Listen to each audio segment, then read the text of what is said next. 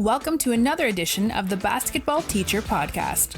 Our mission is to bring you discussions on a wide array of topics in the coaching world to grow players on and off the court. You can connect with us on YouTube, Facebook, and Twitter, and also reach us directly through email at basketballteacherpodcast@gmail.com. Now, here's your host, Coach Mike Hernandez.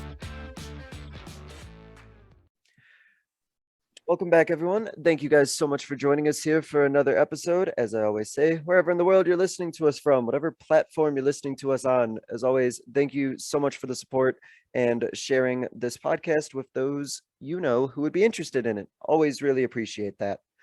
Today's topic is one that every single coach has to deal with. Every single coach has to have their own plan for and has to deal with some of the unexpected things that come along with this topic. Today, we're going to be talking about maintaining strength and conditioning and physical fitness during the season. As we all know, the season is a really long grind with the preseason. Then we have the season, Thanksgiving, winter breaks. Some of you listening, your state tournaments go into March. It's a very long season. And we as coaches have the unique situation of having to have players for a very long time, teenagers who are at various states of their own fitness and go through that challenge of keeping their strength up, maintaining their strength, maintaining their physical health, and making sure they can last for a full season. So I know that this is a topic that we all deal with, and I know that it's going to be a good one to dedicate a whole episode to. So my guest today is a coach who's going to talk about what he and his staff have done to keep their team going, keep their team physically fit, talk about maybe some ailments and working through some of the pings and pangs that go throughout the season, and hopefully give you guys some tips that'll help keep your team healthy. So I'm very happy to be joined today by the men's basketball coach at Horizon Honors. My guest today is Coach Chris Henderson. Coach, thank you so much for joining us. How are you? Hey, absolutely. Thanks for having me. I am also excited because you're an Arizona coach like myself. So I like the little local flavor that I personally get hearing your insight as a coach in Arizona. So excited to hear that perspective as well. And speaking of which, Coach, let's go ahead and kind of get into that introduction of you. Where's the game of basketball taken you? Where's your coaching journey taken you? And what were the steps that led you to Horizon Honors?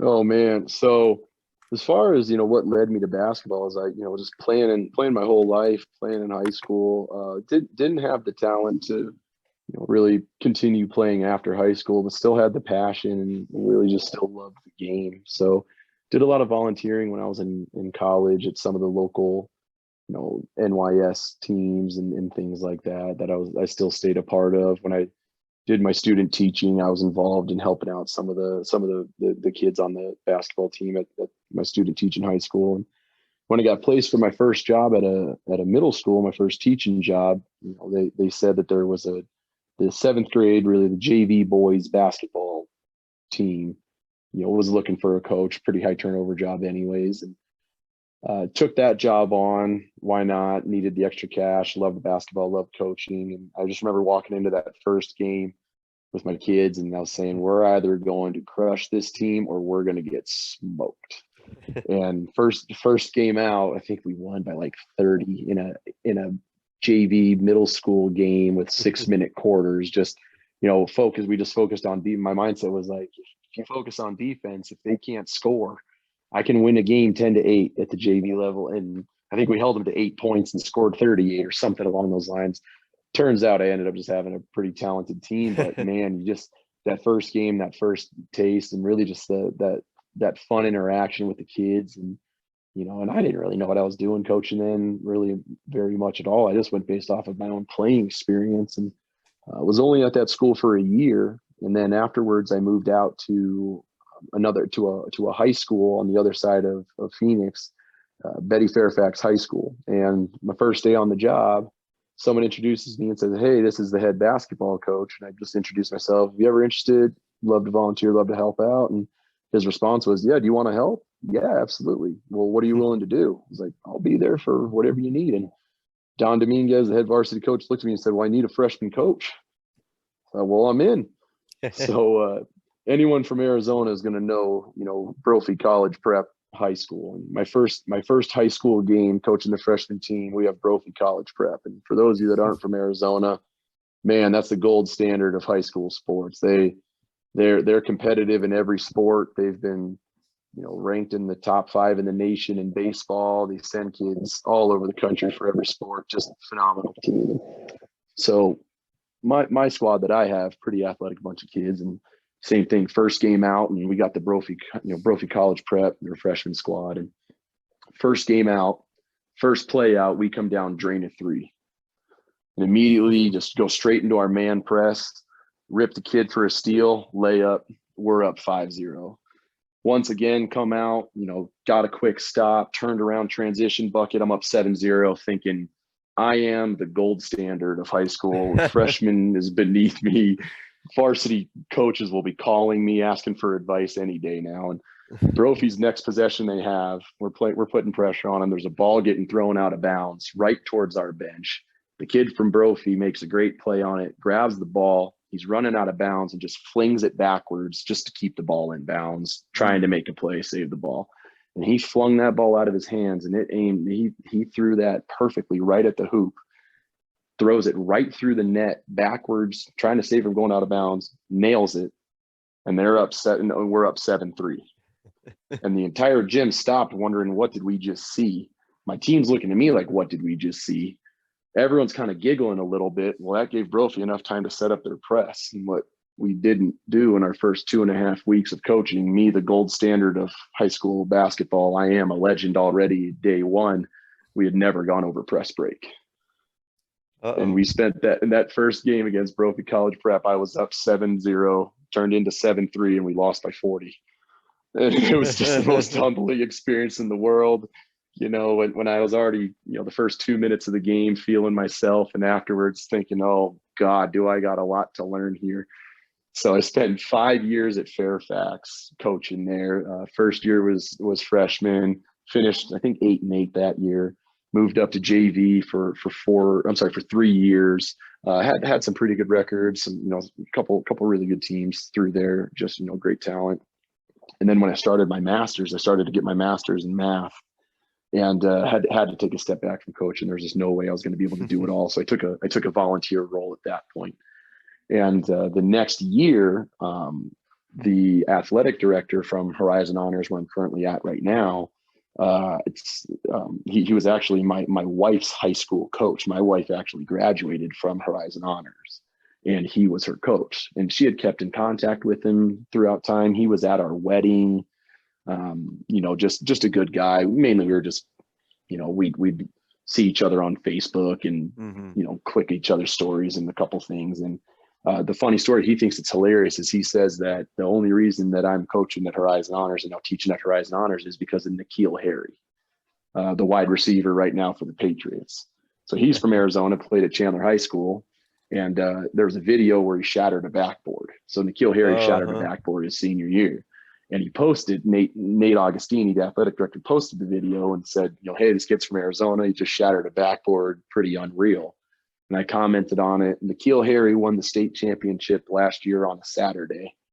And he played us the following Wednesday. And he finished with 39 points and went 18 for 19 from the free throw line. 3 days after winning the football state championship. Well, when I commented on that a year later, whatever it was, he remembered that when their job was open, called and asked if I wanted to interview, and I told him no. Hey man, it's a great opportunity. I told you, I really wish I could. I'm getting my master's. I don't think I got time for this. And I know I'm passing a golden opportunity. And the next day I get another phone call from him. Hey Nate, how you doing? Hey, can you make it for an interview on Friday at 4?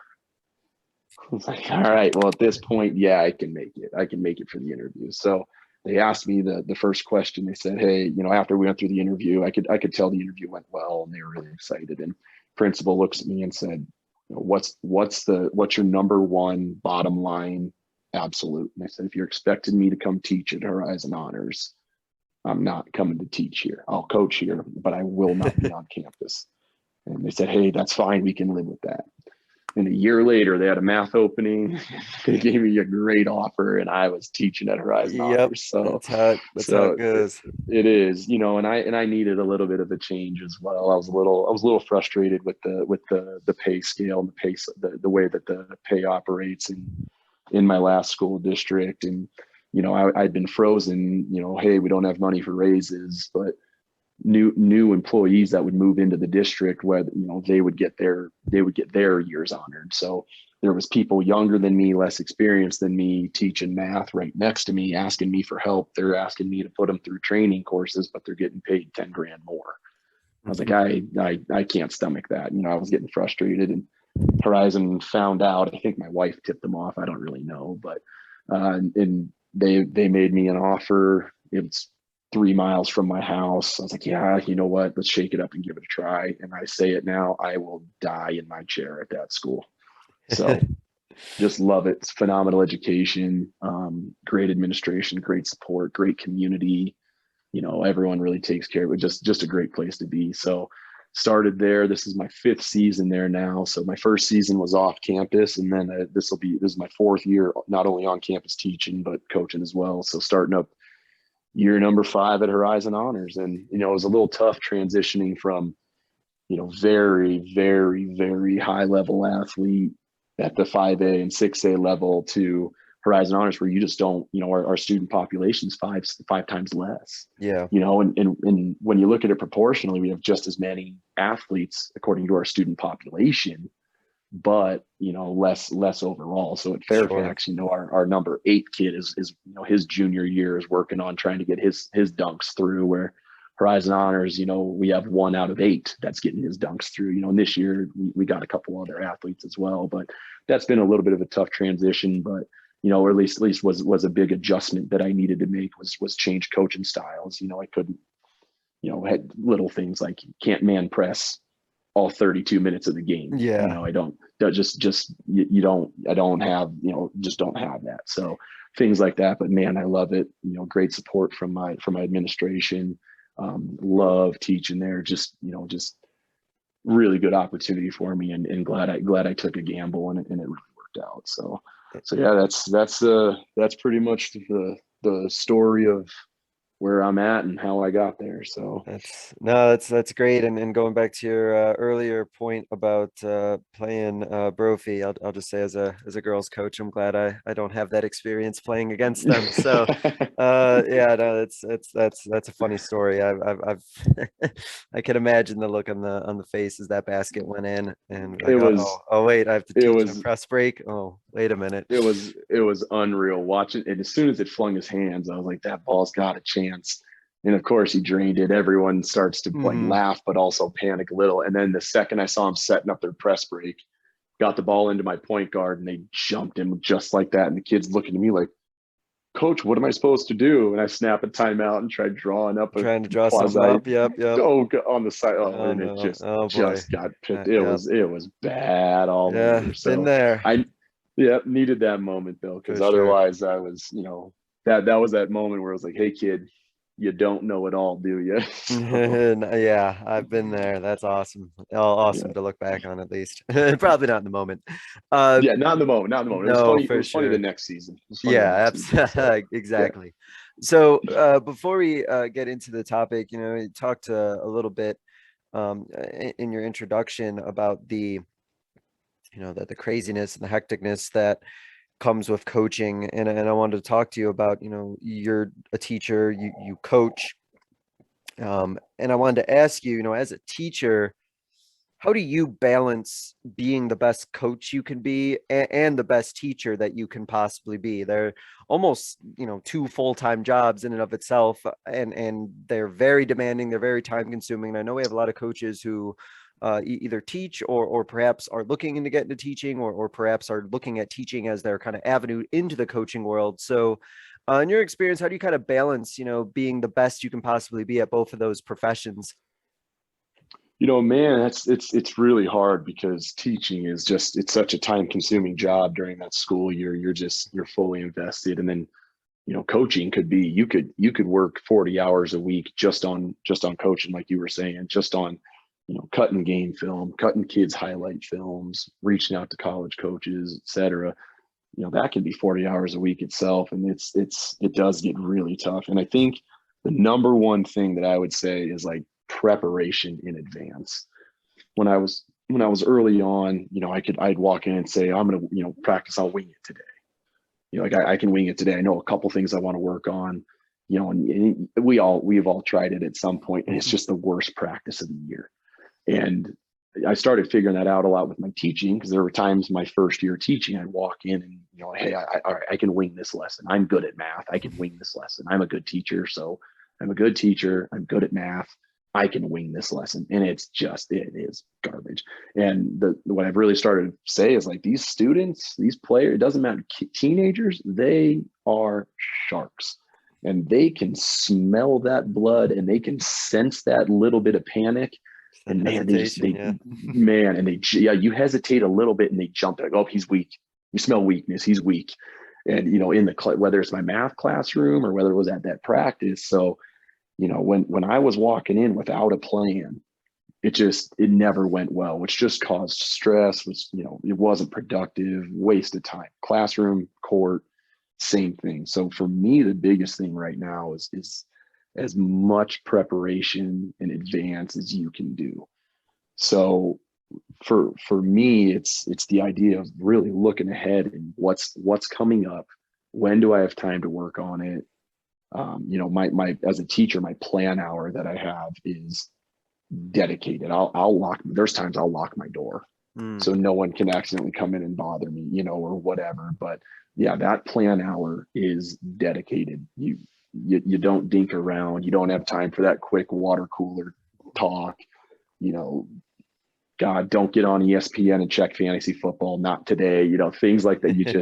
You just don't have time. You've got to be dedicated to what am I working on, and really just start planning it out ahead of time as much as you can. So then that way, those days where you are where you do fall behind, kid gets sick, whatever the situation is, you've already planned out. So that's always my biggest one is trying to stay as organized as possible. With basketball, I actually have a spreadsheet that I keep where on one side it says offense, and it lists out our series that we run. It lists out set pieces. It has the baseline out of bounds plays. It has, there's another section that I have where it's just called situational in my spreadsheet, and it's marking, and I have all my offenses, everything that I hope the kids know by mid-season, is all listed out there. But then there's the defensive aspect, everything I want them to know defense, and it's across the top is the date, every single practice date that we have. So staying organized, just here's a list of what do I need to work on? What do I want to know by game one? And the dates, the calendar dates run across the top of this spreadsheet. So it's like, okay, so maximizing my time here, what do I need to work on now? So I wasn't always organized, and it's taken a lot. I had to pick the brains of a couple coaches that I know that are much more seasoned about, hey, I'm really struggling with this. And it kept boiling down to the same thing, like, stay organized. And that's been a game changer as far as time management, stress management, the works. Is if I can be organized and know here's what I want to know by this day and work my way backwards, that's been a big help for me as far as being prepared. So and I want to just kind of add as a point, just as I'm a teacher and coach as well, and to kind of add on and reiterate something that you mentioned is, I know especially as the season goes on, when I'm really in that most busy time of the year and of the school year with coaching going on, the exact same way in terms of like my prep or even my lunch, like it's like 100% work and like nothing else, because I know if I'm not getting home till like 9, like it's that I got to maximize my work time, and I might be a little bit of a hermit, not as social during the coaching season. But for me, I think I found that like you, that's kind of the only way to make it and be effective at both. Yeah, absolutely. And especially what's been a huge benefit for me, and it was when I was getting my master's and even when I was coaching as well, but my wife is just unreal, phenomenal, supportive. and I'm a firm believer that if you're coaching and you're married, man, like when you found that for me, that woman that just supports you and does everything outside of your teaching and coaching, I'm making a couple $1,000 to coach basketball. She doesn't get to see it. She rarely gets to see any of the fun product of it. She just knows how much time you're away from home. Yeah. But I come home from a late practice and, she's cleaned the house and there's a hot meal waiting for me. It's just, that part was just, that part is just so unreal. That was the same thing when I was getting my master's. Just, how strong and how supportive my wife is was just, that's a huge factor. Without that, I don't know if I'd be able to do it. Yeah, 100%. Shout out to all those who help and support and have to keep things going for their coaching significant other, for sure. If you're a coaching wife, or if you're a coaching husband, on behalf of your other, thank you very much for everything you do. Y'all are unreal, because it's hard to do, and having that supportive other person, man, it's great.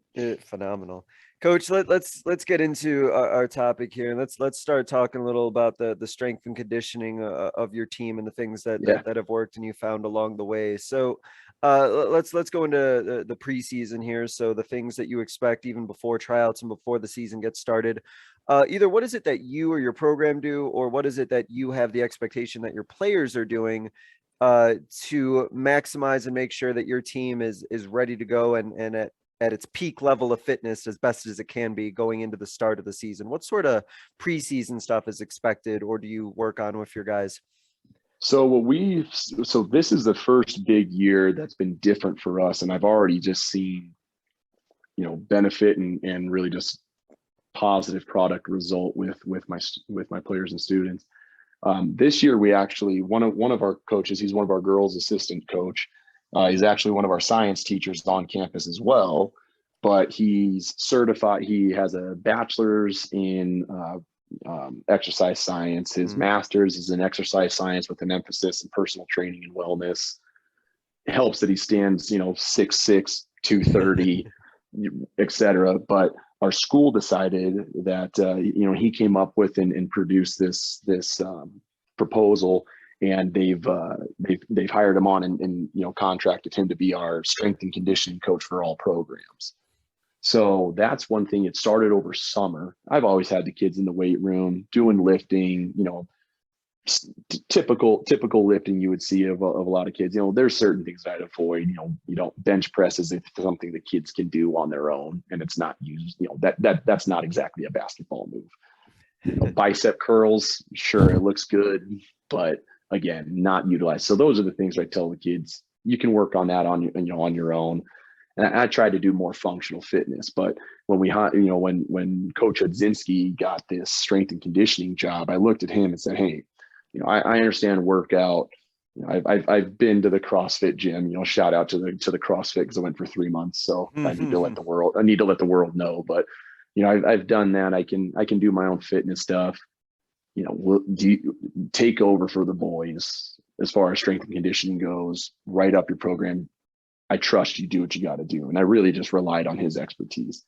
And this summer he started it up, and the kids were like, this stuff's goofy. I'm not interested in this. And working on a lot of explosive techniques, a lot of hip flexor strength, and, a lot of exercises that the kids have never done before. And again, they don't produce, in our program, I call them the sexy results. You're not getting the bigger biceps. You're not getting the, traps sticking out. You're not getting, the beach muscles that you want to show off at the beach. But watching this summer, we basically did a combine and just did our baseline data collection at the beginning of summer. And then we put them through the same combine type events at the end of summer just to track the results. And the kids were shocked. Like, well, yeah, you're doing new workouts you've never done before. Of course, you're going to produce results. So I think the big thing that we did was over summer, I had my kids, I said, hey, you guys are going through this. Like, this is mandatory. This is our off-season training. A lot of stuff. We got a Vertimax board, using the Vertimax board with specific workouts. And, a lot of stuff like that was really helpful over summer. And then at the beginning of the season, right now for our school, we're basically in girls volleyball. We don't have a football team. So our major sport right now is girls volleyball. So it's the girls volleyball regular season. So every other team that's not girls volleyball is with him working on same thing, strength and conditioning. And so they're in there with him. And again, his biggest point of emphasis is like hip flexors, strengthening hip flexors. There's that just type of explosive fast twitch technique is, things like theirs is a lot of stuff that he's working on with them. And we've seen great results. Well, the girls volleyball team, since they're in season, he still meets up with them. Yeah. But they're not doing quite as much of, strength and conditioning, but they are still doing exercises with him, but they're more injury prevention exercises, more flexibility, more recovery, a lot of rolling on, like on foam rollers and things like that, but for injury prevention. And now that our season is starting up, the expectation is we don't, your strength and conditioning ended last week.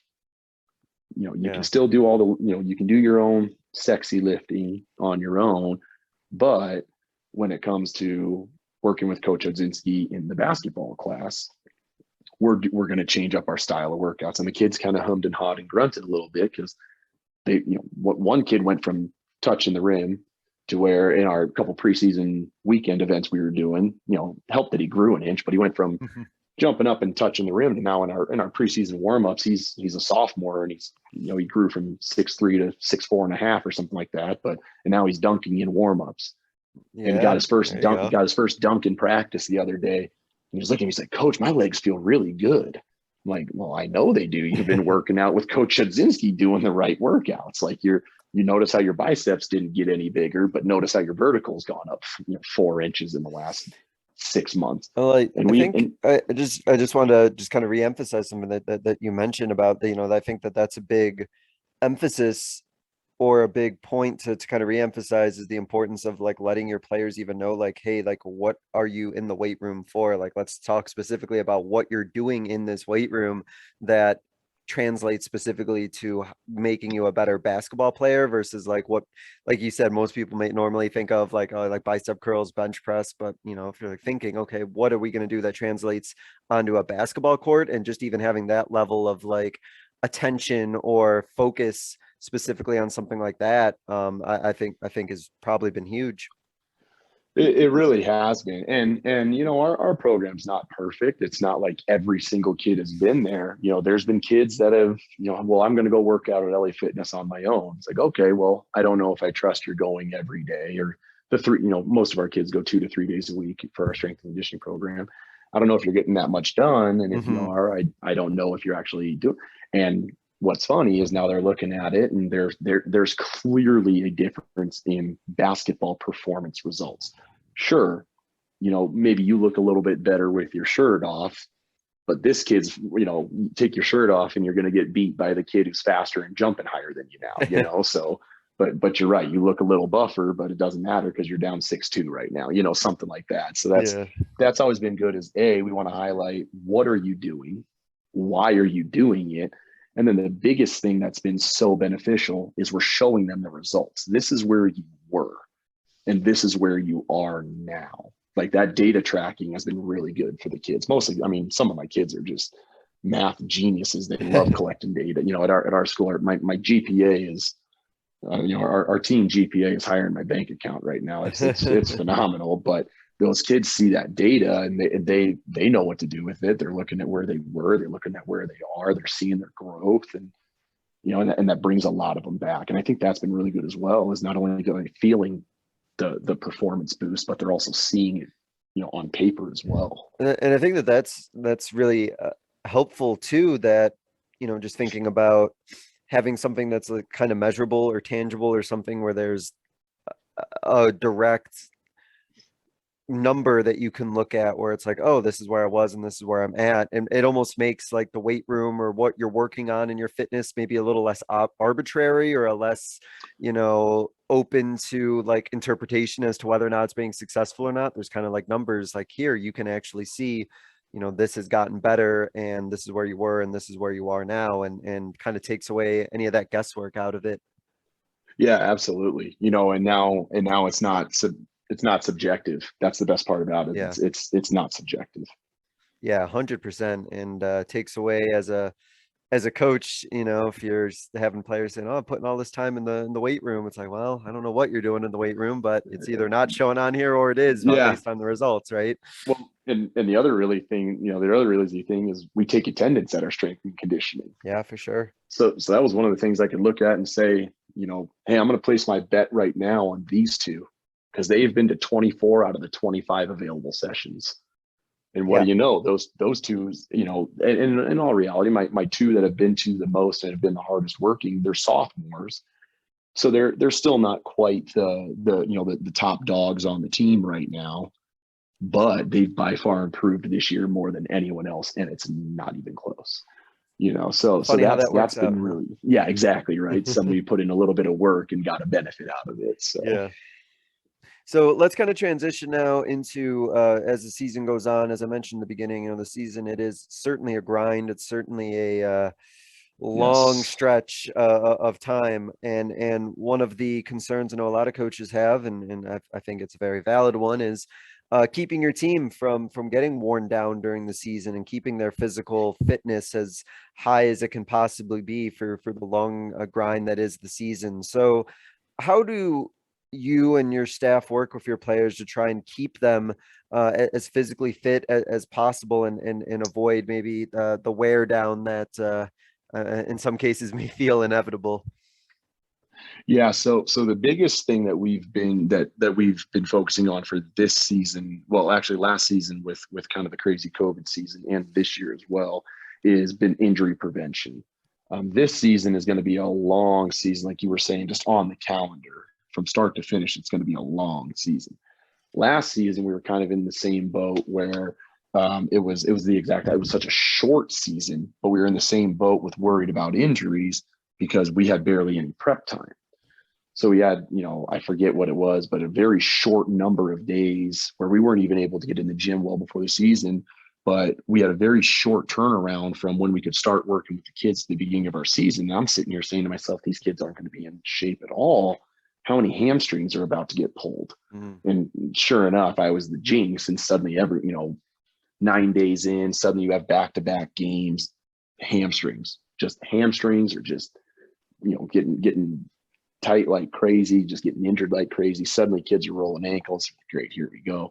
And that was kind of the focus this year was we got to avoid that. We got to do a better job with injury prevention. So the shift that we're starting up now, really once games are starting, is what we're doing has been a lot of in our basketball class where a lot of the kids do some of the extra lifts and exercises, is that's turning into injury prevention time. A lot of what they're doing is stretching. A lot of what they're doing, the foam rollers, and personally, on a personal level, I hate foam rolling. I would spend so much money to not have to foam roll. It's painful. It hurts. It's terrible. But as a coach, I make my kids foam roll. Like that's like, hey, it's not my leg that hurts right now, foam roll, and it's yours. So let's get on it and foam roll. But to anyone that hasn't jumped on that yet, man, get foam rollers, get them going. They're not fun. You're going to hear the nicest students from the best families say words that you would never think come out of their mouth because man, is foam rolling painful. But that's been a really big point of emphasis is they have to foam roll for 5 minutes a day at the beginning and 5 minutes a day at the end of practice. And that's been a big help for, like I said, our volleyball team, helping them with some injury prevention, things like that. So they're actually not even allowed to touch a basketball until they foam roll. Yeah, So that's how much you believe in it. That's how much we believe in it. You don't touch a basketball till you foam roll. So then from there, he has an optional like yoga, like here's a 15-minute yoga you can do, and things like that for the kids, where we've shifted away from trying to really performance boost strength and conditioning style and push it more towards, all right, we've got that now we need to make sure that you're not blowing your leg out mid-season. Here's how we can do that. So, and is a couple interesting thoughts that kind of came to that. Do you have a lot of conversations, or do you feel the need to have a lot of conversations about like physical fitness and talking to your players about it? Is that something that you kind of go over and explain to them the reason why some of these things are so important? Is it just sort of like a program expectation? I guess kind of my question with that is what level of maybe teaching do you think like kind of goes into like talking to your players about their fitness level and physical fitness level during the season, and being able to identify the way that they're feeling and what they're going through? What kind of level of conversations would you say kind of exists with your program in regards to that? Yeah, absolutely. So it kind of starts, it starts off with, first off, they're teenagers. So they Yep. know the answer to everything. They know everything. They don't, Of course. they don't need you, just like their parents. Their parents don't know anything about the real world. They have all the answers. And with basketball, like, half the time, and I get it, that you talk to them so much that your voice just starts fading at times. And so part of what it starts with a learning experience. Like, hey, this is what you're going to do, and we go over the science behind it and the anatomy behind it. And this is your hamstring. Did you know your hamstring's actually in 3 parts? And it's not just one piece. It's actually multiple pieces. Did you know your hamstring ties into your lower back? And trying to give them the whole anatomy and physiology lesson. And for some kids, especially mine that tend to love school, that's all they needed to hear. Like, wow, they're intrigued by that. And, that part makes sense to them. The other kids that tuned you out the second you said, hey, we're going to learn something here real quick, they're at basketball. Their school day ended. It's basketball time. They're not interested in that. Well, you got to open it up. Be like, hey, I'm telling you right now, this is injury prevention. And every once in a while, you got that stubborn cuss that's like, well, I do my own injury prevention. And you got to just drop the coaching hammer. I was like, hey, all right, I was being nice the first time around. Now I'm just going to be really clear about something. You will do this.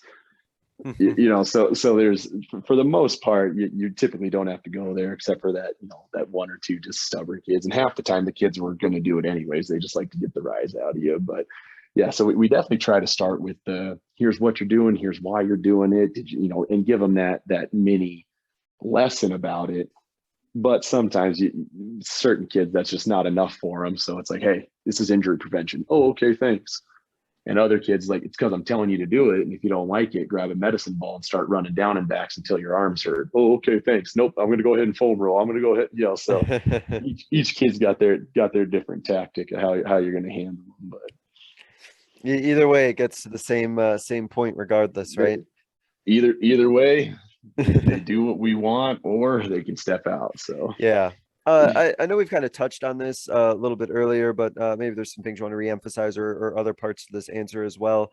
In your experience, what are some of the common ailments or some of the nagging injuries that you have found that your players kind of keep talking about, or you notice that they keep suffering from? And how have you of your staff tried to kind of minimize those injuries, or tried to work on preventing them altogether, however possible that may be?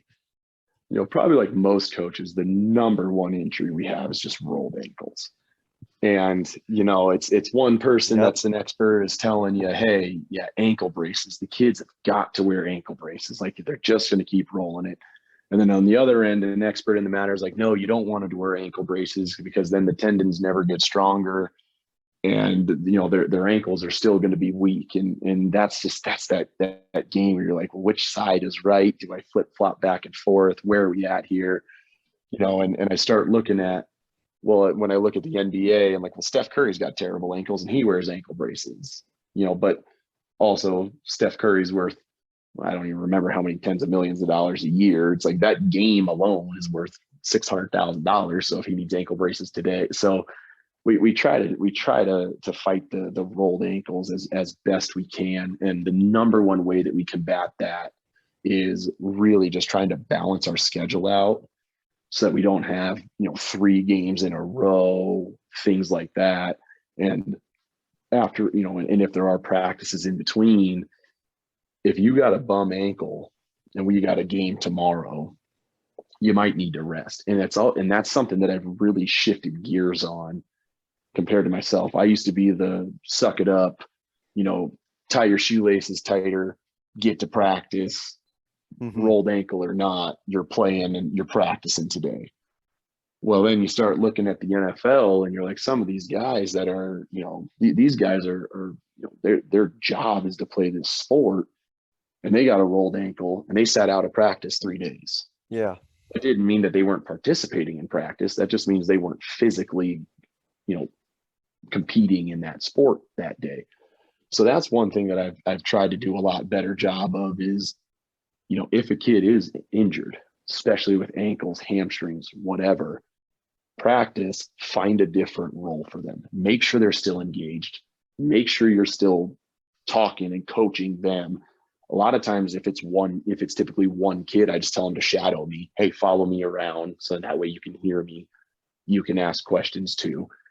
Put them through a walkthrough of whatever drill, if you're ever introducing a new press, whatever the heck it is, let them walk through it. Yeah. But keep them out of that hard participation. That's something that I've shifted gears on, really over the last 3-4 years is, if there's a kid that's injured, even if the kid's like, no, I'm going to suck it up and I'll be at practice today. It's like, hey, but if you tweak it right now and we have a game tomorrow, how good is it going to be? So that's one thing I've tried to do, especially with the ankle game is be aware of their injury and be present minded enough to know that sitting on the sideline during practice, observing can still be beneficial if it, towards the end result. Yeah. The other one is the hamstring. I'm sorry, go ahead. No, I was going to say that's, I think something that I know that I used to struggle with, and looking back on it now, it's a bit of a wince moment thinking about when players did get hurt or when players were, struggling with something physically. I just didn't know what to do with them. It was almost like I cut them out of the team completely. Like, you're not here, you can't help me. So what are you doing here, sort of thing. And looking back on it, it's like, well, that doesn't work. I got to keep them engaged, keep them going, keep them up to date about what's going on, keep them active and with their teammates. But it's interesting, at least for me personally, it wasn't even something I that came naturally to me. But now looking back, it's like, whoa, what was I doing? Like, obviously I still need to be a part of stuff. Absolutely. Yeah. Whenever you look back at yourself as a coach, that's typically the first thing you say is, what was I doing? Like, what was I doing? So yeah. And you mentioned hamstrings. I think you were about to retouch on those again.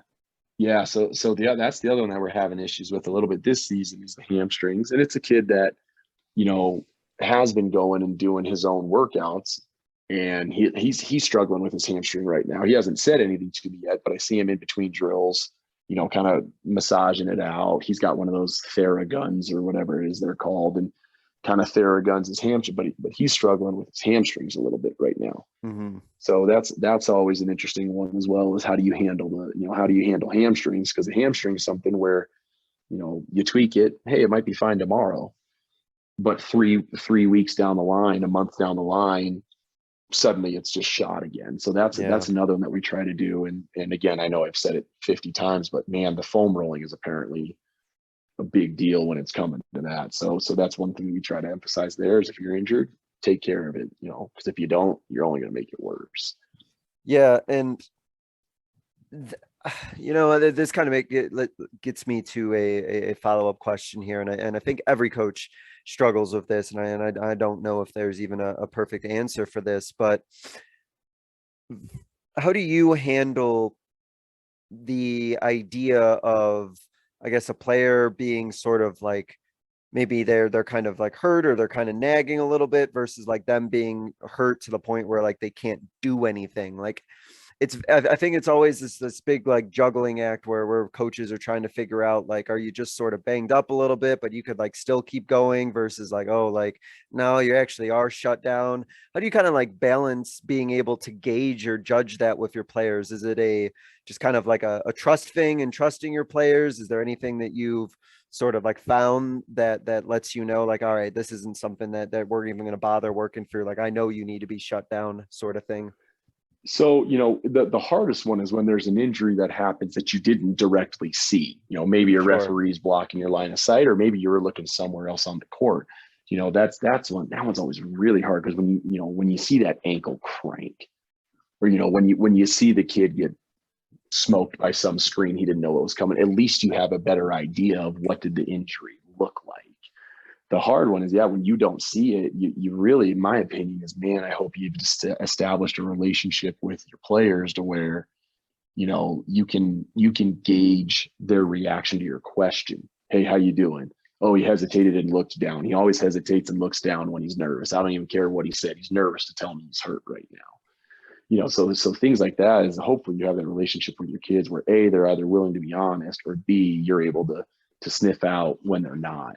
And my first question to them is like, hey, like how bad is it? And I'll be fine, coach. I'll be fine, coach. I just need a minute. And my go-to is I look at my assistant and I just go keep an eye on him. Because if we're in the middle of a game or something like that, I'm like, hey, keep an eye on him right now and see, is he hobbling when I'm not looking? What's the deal? So that's kind of that's one of the things that I do there is really rely on. Sometimes you do just have to blatantly trust the student. Story from last year, we were coming off a loss, and the kids were hyper motivated, ready to bounce back. I told them, I was like, we're gonna have the best practice of the year today, just watch. And we turned around and just had a phenomenal practice, and the kids were intense, feeling it. And the next day I go, hey, yesterday's going to be the second best practice of the year. Today's going to be the best practice of the year. And man, they were going after it. They were going hard. And, two of my starters, there's a really, I think it was just a long rebound, if I remember right. And point guard snags the rebound as the other kid was flying towards him. And he had already got the rebound, planted his foot and goes to push off his foot. And the side of his head cracked this kid's nose. And it's it is the worst broken nose I've ever seen, including all the UFC fights I've watched. It was shattered. Like, not to get into too much detail, there was cartilage hanging out of his nose. It was bad. So as soon as I saw that hit, I scooped the kid up. We're trying to keep the blood off the floor as best we can, get the kid in the bathroom. He's bleeding, spitting the blood out. It was ugly, and he's all pissed off, saying he's like, God, this hurts. This sucks. So afterwards, he gets cleaned up, and I look at him, and he's like, hey, I'll probably be okay for our game tomorrow, right? Well, get back to you. No. Just and I mean, just a tough son of a gun. And I didn't have the heart to tell him in that moment, buddy, you're not playing.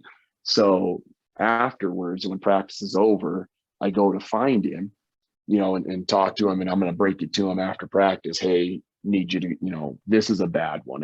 You didn't get a bloody nose. Your nose is shattered. Like, you might need to go get this one checked out. I've broken my nose in the past, and there's not much you can do for a broken nose. It's like breaking a toe. You just got to let it go. But this one was bad. I'm like, and I'm trying to run the kid down, you might need to go get this checked out. And ask the kids, go, hey, where'd he go? Like, oh, he jumped in his car. He left. I'm like, what do you mean he left? Like, yeah, he jumped in. Yeah, he just drove home. I was like, no, I told him to stay and wait for me, but I think he was trying to dip out before I shut him down for the next day.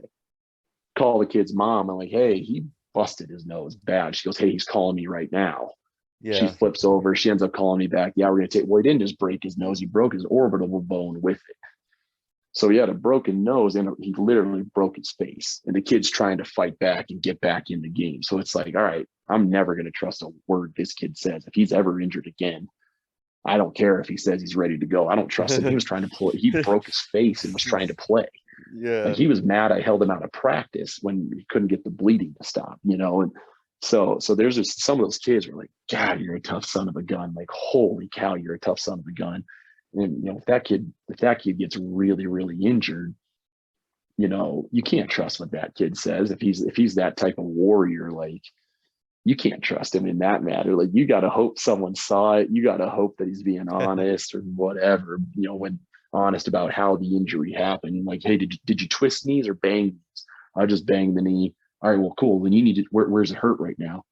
Yeah. On the side right here. Oh, so you twisted your knee. Hold on a minute. So some of those kids, God, there's some tough kids out there that, hopefully they're being honest, but some of them won't, because they don't want to miss it. So yeah, knowing your kids is a big deal. Yeah. And along with that, absolutely, like you said, you got to really know your players. You got to understand like how they communicate with you, and like you said, like the mannerisms that your players use, and you'll know like, okay, this is how this player always acts, or oh, they're acting a little bit differently, so I wonder what's up. And I think one of the things that I know has helped me a little bit, and you could probably add to that as well, is letting them know that wins and losses are great, but they're not the end of the world. And as a coach, I don't want to put the weight on the world on any of my players to think that you're going to be letting, me down or the team down or anyone down if you're physically incapable of playing. I would never, as a coach, want to set like any sort of expectation that you better, be dragging your broken leg down the court, or else, you're going to let everyone down. And I think that has to go a long way as well. Absolutely, because there are kids out there where it doesn't matter how hurt they are, they'll follow you. They'll follow you to the death. Yeah, and I think the concussion thing I know is one for sure. Oh God, yeah, man, yeah. Because no, you're absolutely right. Kids, crack heads together, and you're looking at them like, well, hey, if you're first off, if you're the type of person where you see a kid get significantly injured, you're like, hey, go battle it out, we need you. I hope my kid never plays for you.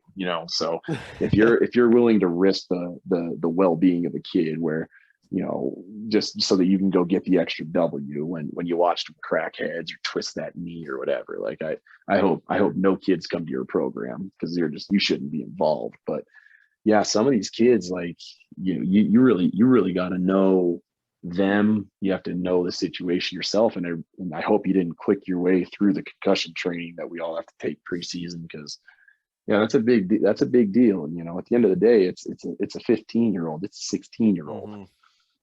They don't know how to take care of themselves, and everyone's putting their trust in you that you do.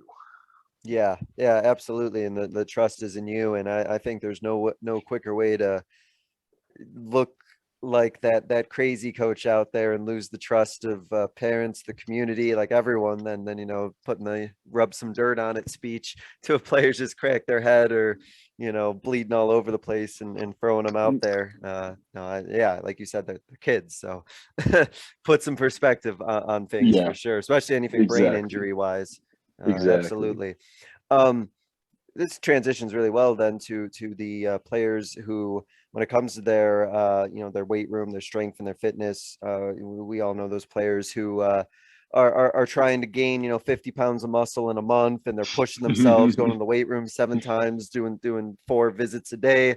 How do you sort of get players to really make sure that they're not going overboard on that sort of thing, and that they're recovering, and that they're resting, and that they're properly taking care of themselves? Because as we know, recovery is such a huge part of players' physical development. So how have you and your program sort of made sure that that's something that takes place?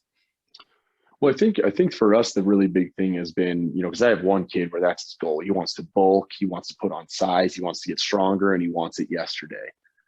And I think the biggest thing with him is, he's a smart kid. Be realistic with him, and at the beginning of that plan, talk about, hey, here's a realistic expectation for you. Here's the realistic goal in mind. And I think it's to try to really give them you're not going to gain 6 pounds of muscle this week. Yeah. Why don't we work on what's your specific area? All right, work with me. What are you trying to target? And then just be involved in what that kid's doing. If you notice that kid's trying to go, 2-a-days in the weight room every single day. On top of that, he's got schoolwork. On top of that, he's got a ton of homework. On top of that, he's got basketball practice. So what's he sleeping 5 hours a night? So those are things that you got to try to just be aware of, and really talk to them early about, hey, the number one most important thing that you can do is sleep. The number one way, if you really want to lean up and, what are you eating? What's your diet? What can you change at dinner? Hey, can you talk to mom and dad about what groceries you'd like to do? And by the way, they're going to give you that look like you're going to ask about groceries, not pay the bill, but have that realistic expectation with them early. But if you're involved with them early and understand what their goals are, and try and talk with them there about showing them resources. Here's, the number one resource that I use with the kids is that Under Armour has the MyFitnessPal app. Okay. When you start teaching kids about, hey, here's your macros, your fats, your carbs, and your proteins, and they start doing the food tracking. Like, hey, are you tracking your meals? Are you watching what you eat? Are you tracking your exercise? Oh yeah, you're in the weight room lifting. Here's what you ate for the day. Here's all the exercise you did. you only netted 800 calories of food today. You're not bulking anything. So conversations like that with the kids really early on is a good opportunity to try to be a part of their goals with them. So in that way, when they are trying to overdo it and just work themselves to death, you've already had that conversation before. Yeah, and it's goes back to what we talked about earlier, almost in the sense of kind of came full circle the conversation about the measurables, right? And the things that you can document in progress and say, like, for all of this time that you may want to put into, the weight room and do all this other stuff, you might be putting X amount of hours in, but this is the product, this is the result. Clearly in some way your time is being used inefficiently, so we got to fix this to make sure that your time is being used well to actually maximize the results. And I used to, when I was younger and knew everything and needed help from no one and had all the answers, I used to roll my eyes at SMART goals. And, I'd roll my eyes like, oh, what do you know? It's just another acronym. Oh man, like just another thing that I was just so dead wrong about. Like SMART, if you can start getting kids trained up on SMART goals early, like, hey, this isn't just an acronym. It's not just another buzzword. Like this is real. Like this is a real way to see your growth. And if you have them set those actual SMART goals and you set them with them and you're involved in it, man, that's beneficial. Well, and it's I'm just thinking like SMART goals. I think I was the exact same way. I remember, I'm a teacher. I've been doing this for a while, and as we know, teachers, we get a lot of acronyms and a lot of things that get rolled out every year, every week, every month. And I remember when I heard SMART goals, I was thinking, all right, here's another one. Here's another one of these things. But then all of a sudden it sticks, right? So, you never know which one is actually going to be the one that, like, oh, I like this. And for those who don't know, I'm going to try and do this off memory. I think SMART goals: specific, measurable, attainable, realistic, and timely. There it is. I think those are the 5. Time restraint, nailed it. Yeah, all right, good. A+ for me. So yeah, they do work, and they do a really good job, and they fit really well with coaching. Coaching, how much time do we spend, looking over film, looking over numbers and stat sheets and efficiency and everything like that? I think having SMART goals, things that you can measure and are, timely and specific, I think they fit really well and obviously translate really well into weight room and conditioning as well. And just kind of going a little bit further with some of the questions that I asked earlier. I was just curious about players who are putting that time in the weight room, and the players who are taking that seriously in their strength and in their conditioning. What have you as a coach been able to see on the court that you can attribute to, it's because we spent that time doing X, Y, and Z with their strength and conditioning, we are able to now do this on the court? I know you kind of mentioned a little bit about some of your players' verticality improving a little bit, but are there other things that you can look at and be like, yep, I know that this is where, weight room, strength and conditioning have directly paid off with what we're trying to do on the court? For me, what I've seen, and I haven't gotten to see it sized up against, other competition yet, but I really feel like our lateral quickness, our lateral agility on defense is going to be very, very nice. And again, I think that attributes a lot to what it is we've been doing. We're not doing like I said before, the bench presses and the curls and the tricep extensions and all that stuff. But man, are we working on lateral speed? Are we working on quick first steps and things like that? And I have and a couple of my point guards, I think defensively are going to be a problem this year. And again, I may be speaking too early. I may have just put a hex on the whole dang thing.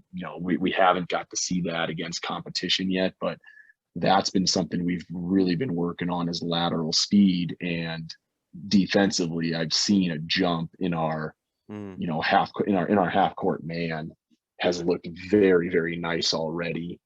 And I think that's let the kids, they've noticed it a little bit as well.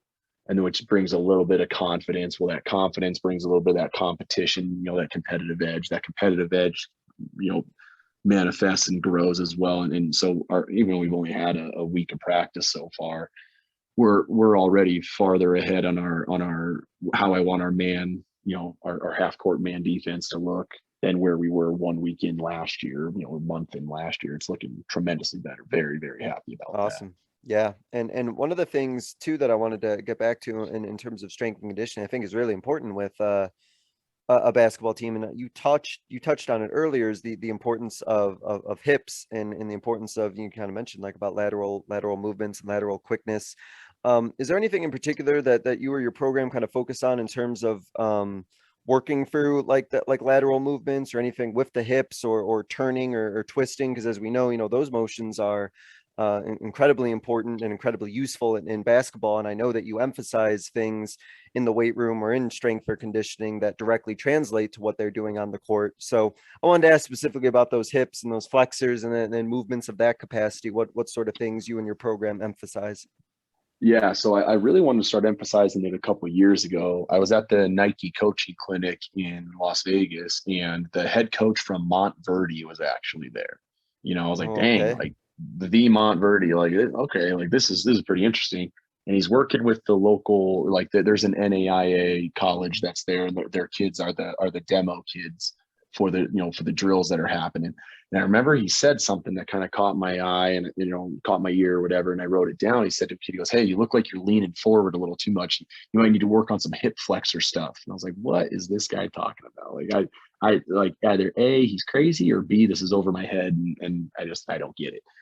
And, like the more I started looking into it, because he said it a couple different times to a couple different kids.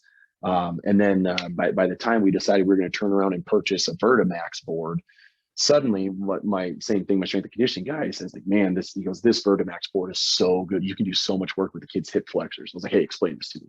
What are you talking about? Mm-hmm. And he really just talked about like the explosive technique, like, and the Montverde guy was they were doing a rebounding drill. And he could point that out in a rebounding drill. And then my strength and conditioning guy starts telling me about, how much of the explosion. I was like, well, I thought if you wanted to jump higher and explode more, you do squats, because that's the same movement. He's like, well, it helps, but and just kind of getting that hip flexor work, was the big thing when we're talking about exploding up. And I was like, hey, what are some of the specific drills you're working on? And single leg squats, single leg, either dumbbell or kettlebell squats is a big one that the kids do regularly. Kick that foot back on the bench and start doing single leg squats. Those are big things that they've been doing. Our dynamic stretching that we do before practice and at the end of practice. Those are things that we really do for really, strengthening a little bit, but also maintaining hip flexors is our dynamic stretching that we do with our, instead of static stretching to start class, or excuse me, start practice. That'd be a good way to start class too. Yeah, be a great way to start class. Maybe that might wake up a little bit, but so yeah, a lot of stability work. We call them speed skaters. A lot of stability work has been very, very big in our lateral movement. And then the last one is I don't know if this is the exact term, but we also have a couple slide boards where it's about 5-6 feet wide, and the kids put on almost like if someone's coming to paint your house or something, and they wear those like the elastic that goes over their shoes. So we just call them, like, you go put on the socks, but the kids put on these socks over top of their shoes, and they're on these slide boards, and essentially you're sliding left and right, and you have to, it's got this edge on the side that when your foot hits the edge, you come to a stop. And the whole point is that you're supposed to stabilize yourself and stop. And that's been huge in our lateral movement. And I jumped on just to see where I was at with it, God. And holy cow, watching the kids do it compared to me, I was like, man, no wonder when I jump in and play in open gyms, I'm getting beat so bad. Like, these kids have been working on these slide boards, and I'm all over the place on it. But those slide boards are really, really beneficial. So anyone out there listening, it was Amazon. It was like $40. I cannot stress it enough. A slide board and a Vertimax board. Now the Vertimax board was like $5,000, but we did a good job fundraising on that one. But yeah, if you can look into those two things, those have been very, very, very beneficial. And I give you credit, Coach, for being willing to hit the boards and hit the equipment. You might be a braver man than I am. I, I don't know I, I don't know what I want exposed about myself going on I, those sort of things. I, I did it once. I didn't do it twice. So That's great. Awesome. Well, to wrap up, Coach, there's a couple questions that I ask every guest, and so I'll start here with this first one. You gave a really good answer to this with the coaching moment you talked about when coaching against Brophy. So let's see if you got another one here. Thinking back on your coaching career, what is a coaching moment of yours that you think others listening would be able to learn from? oh man, all right. So this will be a hard one, and I'm going to try to not get choked up on it. But in my last year as a volunteer assistant at Fairfax, one of our stars, in all reality, is our best player. He got killed in a car accident on his birthday. Him and three others were in a car. He was on the passenger side. She made a legal left turn, and they got hit and killed by a drunk driver. And that was by far the hardest day of my career. Just such a great, phenomenal young man. Isaiah Slater, one of the greatest kids I've ever met in my entire life. Another girl in the car was Johanna Gorgeous, and she was killed as well. Her twin sister was in the car. She almost died. That was Bana. And Savannah Ranger, the driver, same thing, lucky to be alive. And just the four greatest kids you could ever meet. And having that happen was devastating to our school, to our program. All four of them were in my class that I was teaching, and it was one of those moments where just cherishing that time with Isaiah, if I could just tell everyone, is love every single moment that you're with these kids. Be that example, like be the positive role model, be that adult that maybe that they need, maybe they don't need. But if you have the blessing of being surrounded by 10, 12, 15 kids, just cherish that moment with those kids and just know, just in all honesty, how precious they really are. Because you look back and hope that that's that you made that impact on them, and that you really were able to develop that relationship outside of just basketball, but that you could be that role model. So love that moment with your kids. That's a moment that I look back and just say I'm so grateful that I had the privilege of being that kid's coach. And I tell this story every time I bring up Isaiah. It's my favorite memory of this kid. He wouldn't talk. He never talked. He was in my math class. If he needed help, he'd just walk up to, he'd just raise his hand. I'd walk up to him. He'd just point. Like, well, what's your question? Like, I don't know how to do it. Like, well, talk to me about it. And he'd smirk because I'm trying to get him to talk, and he just never talked. He wouldn't even talk trash on the court. And me, I was getting older and I was getting slower. So when we'd be playing an open gym, I'd start, running my mouth at the kids because I couldn't score. And so I was going to do what I do best and just start talking trash. And so I'm sitting, man, I was laying it on Isaiah heavy. We were guarding each other that day. And I'm like, hey, you might have scored, but I still guard you better, on some court. And and then I start ripping. He missed a shot, and I'm giving him the, oh yes, treatment, smirking at him, whatever. And he finally had enough of it. Finally had enough. And I looked at him, I go, what? You look like you want to say something. And I thought I broke the kid. And he looks at me dead in the eyes and he goes, you're old. And that was the only time I've ever heard that kid talk trash. And it is by far my favorite memory coaching ever, is, just having that moment with that kid, and as soon as he said it to me, he knew he said the meanest thing I'd ever heard. It struck me deep. He cut me to my core. He smirked right back at me. It's got to be my favorite memory coaching that I've ever had. And just so grateful that I had the opportunity to be a part of that kid's life, and vice versa. So for those of you listening, cherish every moment with every kid, even when they drive you nuts. You just love these kids like they're your own. Yeah, that's great. I appreciate you sharing that. Cherishing every moment for sure. Appreciate that, Coach. Thank you for sharing that story. To wrap up, Coach, I give every guest what I call a 60-second soapbox, though I never time anyone. It's your platform to get out your final thought, closing message, a closing idea that you want to leave the listeners with. So I'm just going to open up the floor, and I'm just going to let you take it away from here. All right. Well, I'll set a 60-second timer. If you don't time me, man, we'll be here for another Fair 4 enough. to 5 We talked minutes. about the measurables, right? Yes, sir. Yes, sir. So, all right. Number one thing, and this is coming from a cocky, arrogant know-it-all, is be humble. All right. And you don't know it all, and keep pressing and keep learning, because there's always people that you can learn from. You can always grow your own knowledge and your own skill set as a coach. Never turn down advice.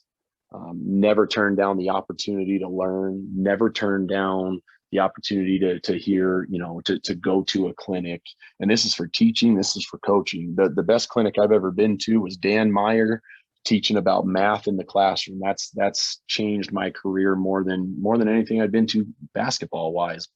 But take every opportunity. And the moment that you think that you've learned it all and that you are at the peak, quit, because you haven't, and you shouldn't be coaching. The message to these kids is always be hungry to get better. And that goes to us coaches as well, is be hungry, get better, take advice, learn, go to workshops, watch basketball videos left and right.